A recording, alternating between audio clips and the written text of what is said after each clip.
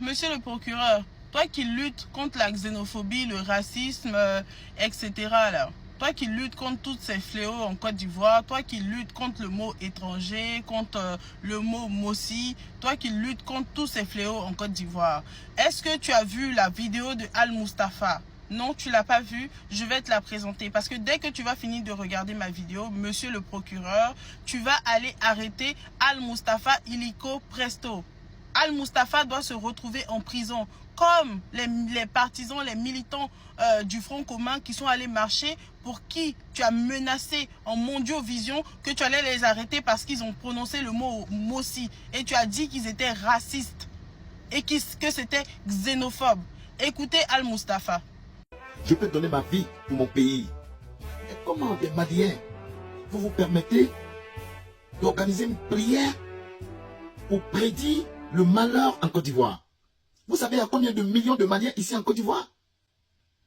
Et chers Maliens ivoiriens, les Maliens qui vivent en Côte d'Ivoire, je pense que nous vous interpellons. Notre silence ne veut pas dire que nous avons peur. Notre silence dans notre pays ne veut pas dire que nous avons peur. Vous vous permettez d'insulter notre président?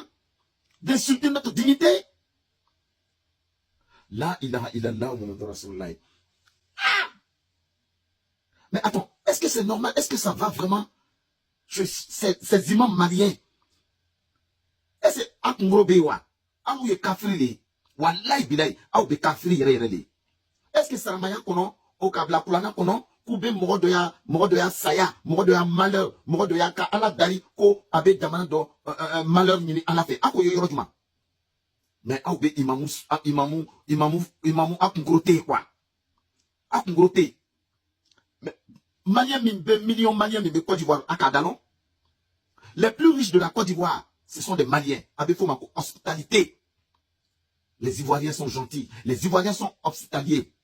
À Kadalon, Maliens de Côte d'Ivoire. Tous les grands immeubles, les bâtiments, les milliardaires même Ivoiriens, ce sont les Maliens. Et vous vous permettez d'insulter notre président? Il s'adresse ici aux Maliens vivant en Côte d'Ivoire. Il les appelle les Maliens qui vivent en Côte d'Ivoire. Ensuite, il dit les Maliens ivoiriens. Qu'est-ce que ça veut dire tout ça? Ils sont Maliens, ils sont Ivoiriens. Qu'est-ce que ça veut dire tout ça? Pourquoi faire la différence entre un Ivoirien et un Malien?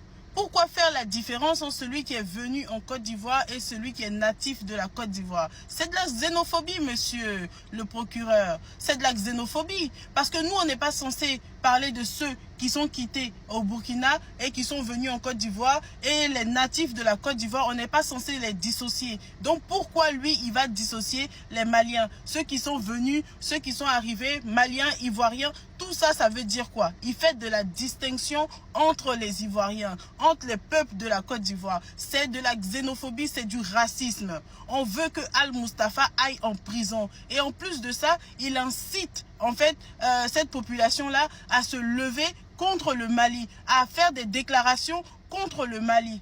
Ça, ce n'est pas bien dans une république.